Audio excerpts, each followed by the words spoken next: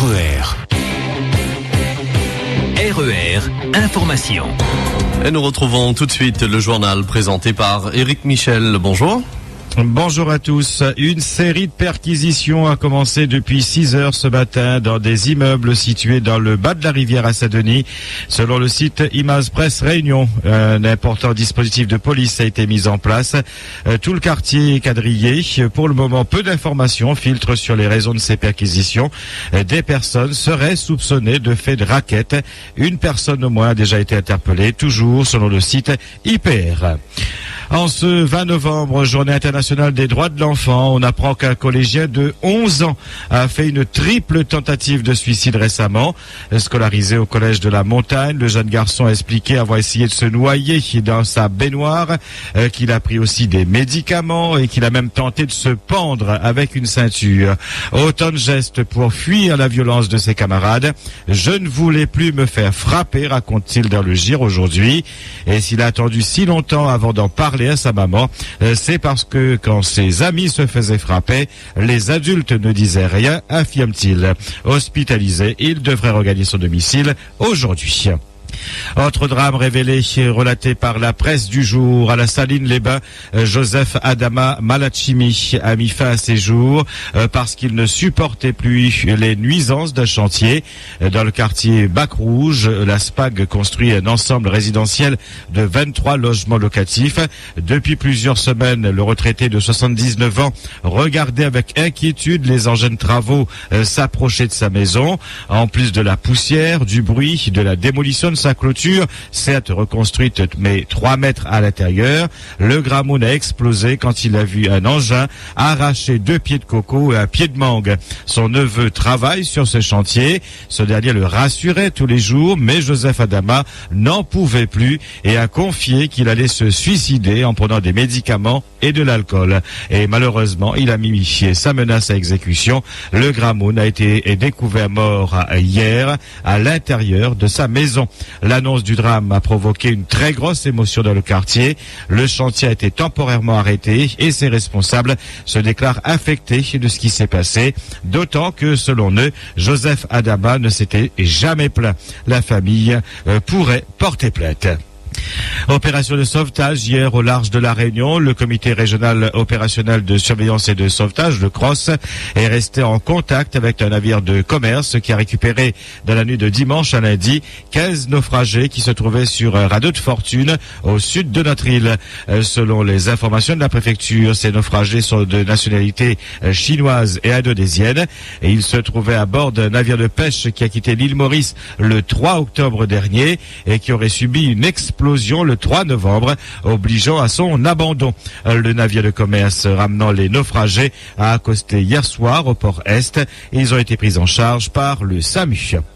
Accident du travail hier dans la zone industrielle du port. Pour une raison encore inconnue, un employé de la société Nouvelle de Transport a été percuté par un conteneur vide qu'il était en train de charger sur son camion. Touché au niveau des hanches, il a été médicalisé sur place avant d'être conduit au CHD de Belle-Pierre. L'île d'Ambre, un parc national d'un peu plus d'1 km² situé au nord-est de l'île Maurice, à une trentaine de kilomètres à peu près, a été la proie des flammes hier. Une quinzaine d'hectares de végétation sont partis en fumée. La tâche des pompiers a été rendue difficile par un vent fort. RER. Après 24 heures de confusion générale et d'accusations mutuelles de fraude, l'UMP connaît depuis hier soir le nom de son président. La commission d'organisation des élections a proclamé officiellement la victoire de Jean-François Copé.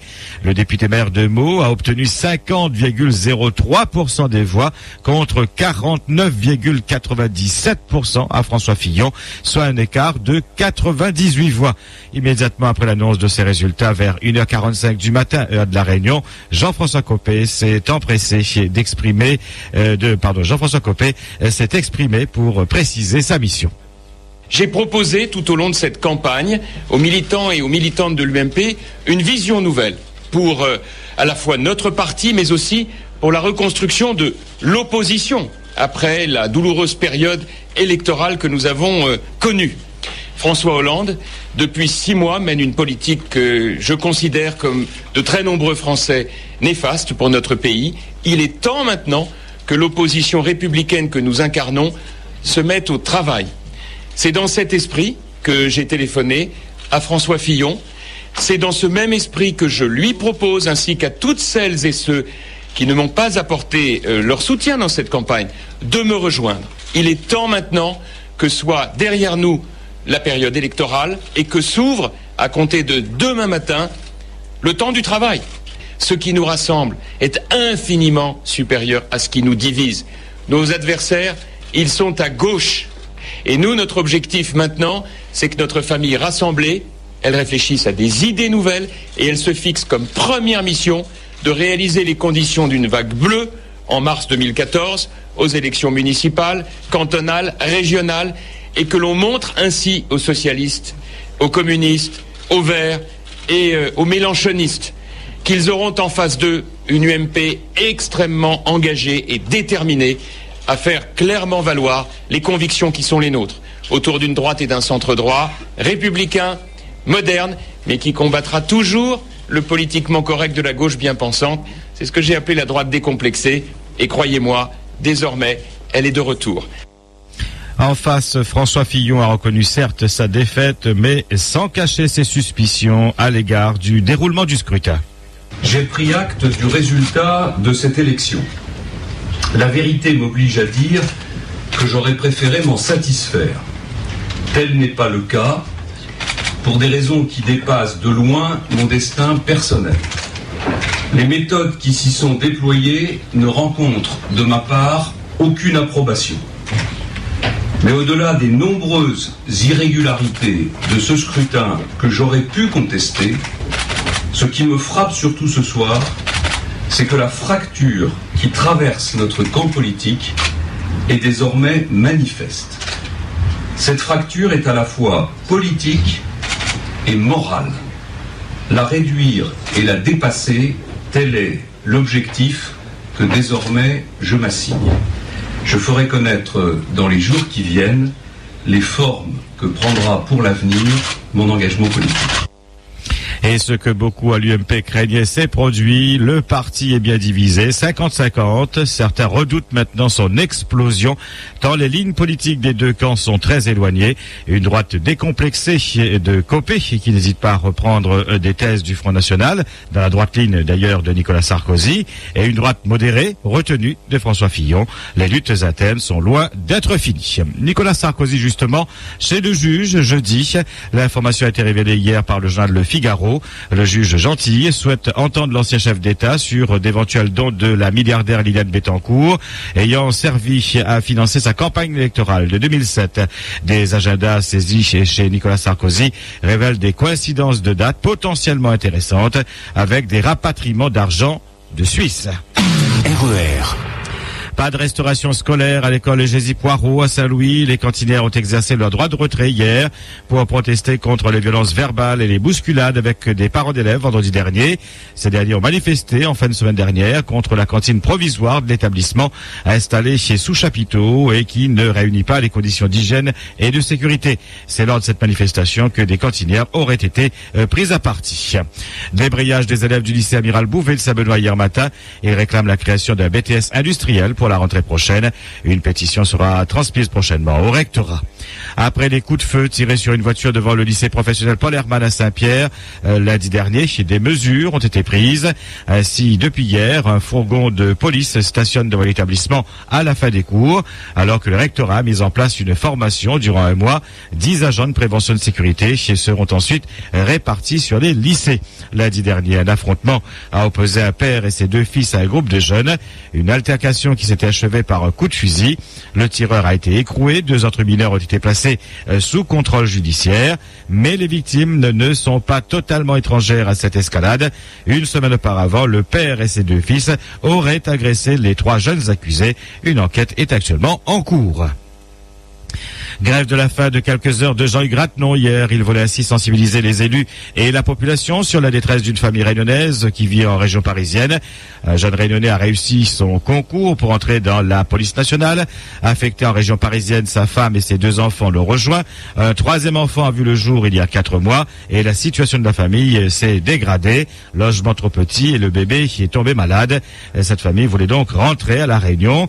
Des démarches ont été entreprises auprès des collectivités, mais personne n'a répondu à l'appel de détresse, d'où l'action de Jean-Hugues Ratenon dans le hall du Conseil général. Son appel à la solidarité a été entendu puisqu'un généreux donateur a offert les 2300 € pour payer les 5 billets d'avion. Le président de la RCP a alors mis fin à son mouvement. Jean-Yves Minacci est monté au créneau pour dénoncer 2 poids 2 mesures pour les permis de construire. Le président de la CGPER s'élève contre le refus systématique de l'État d'accorder ces autorisations aux exploitants agricoles. L'avantage pour l'agriculteur, selon Jean-Yves Minacci, c'est la maîtrise de son exploitation, une baisse des coûts de production, une augmentation de sa production et aussi avoir un petit jardin, une petite basse-cour pour lui et sa famille, mais également avoir un œil sur l'exploitation, car on assiste ces derniers mois à une recrudescence de vols d'animaux ou des saccages de production. Jean-Yves Minacci demande plus de souplesse à l'État et aux mairies. RER. 23e journée internationale pour les droits des enfants aujourd'hui, en ce 20 novembre. La Ligue des droits de l'homme organise 3 conférences débats à cette occasion. Aujourd'hui au centre Jacques Tessier à la Saline-les-Bains, jeudi à la médiathèque La Caussade de Saint-André et le 30 novembre dans les médiathèques Anna Lorraine et François Mitterrand à Saint-Denis. 2 articles de la Convention des droits de l'enfant seront mis en avant. L'article 13, l'enfant a droit à la liberté d'expression. Ce droit comprend la liberté de rechercher, de recevoir et de répandre des informations et des idées de toute espèce. Et puis l'article 29, son éducation doit viser à favoriser son épanouissement, à lui inculquer le respect de ses parents, de son identité, de ses valeurs culturelles et de son milieu naturel et à assumer les responsabilités de la vie. Des articles qui figurent dans la Convention internationale des droits de l'enfant, qui en comporte 54, adoptée à l'ONU le 20 novembre 1989. Au jour d'aujourd'hui, seuls 3 pays n'ont pas ratifié la Convention, les États-Unis, la Somalie et le Soudan du Sud. Les droits de l'enfant ont depuis juin de cette année un hymne officiel. Il a vu le jour dans la petite commune de Saint-Priest en Jarez dans la Loire. 300 enfants ont participé à l'écriture, la composition et la chorégraphie. L'UNICEF, Enfance et Partage et d'autres organisations de solidarité ont apposé leur label. Yannick Noah est le parrain de ce projet. Un extrait de cet hymne. Il y a maintenant plusieurs années que les droits de l'enfant sont là. La convention a été signée, il y a des lois, on en fait quoi? Aujourd'hui encore trop d'enfants souffrent, aujourd'hui encore trop d'innocents meurent. Il faut stopper ces cris de douleur et illuminer les visages d'enfants pleurent. Droit à la vie, droit au bonheur. Oublions tous nos ennuis et laissons parler notre cœur. Enfants de la terre, nous sommes tous des frères. Non, au droit d'avouer oui à la liberté. Enfants du monde, nous sommes les adultes de demain. Faisons une ronde main dans la main de paix et de respect. Ce CD-DVD sera commercialisé à partir d'aujourd'hui. Les gains seront reversés à une ou plusieurs associations qui œuvrent pour les enfants. Et votre question d'actualité aujourd'hui, les droits des enfants sont-ils respectés? Connaissiez-vous l'existence de cette Convention des droits de l'enfant? La vérité sort de la bouche des enfants. Êtes-vous d'accord avec ce proverbe? Vos réponses sur le www.rer.re. Vos réactions et témoignages en direct à 9h, 11h et 17h. RER. Et puis la démolition de l'ancienne école d'architecture sur le Barachois à Saint-Denis a débuté hier. Construit dans les années 50, le bâtiment tombait en ruine. Il laissera la place à l'horizon 2015 à un multiplex cinéma de 6 salles, des commerces et 200 places de parking. Un projet qui s'inscrit dans le cadre de la valorisation du Front de Mer dionysien. Les travaux de démolition dureront 1 mois. RER. 8h15 sur RER, c'est le point final à cette édition. Merci de votre attention, de votre fidélité. Passez une agréable journée. RER. La radio qui vous transporte sur toute l'île.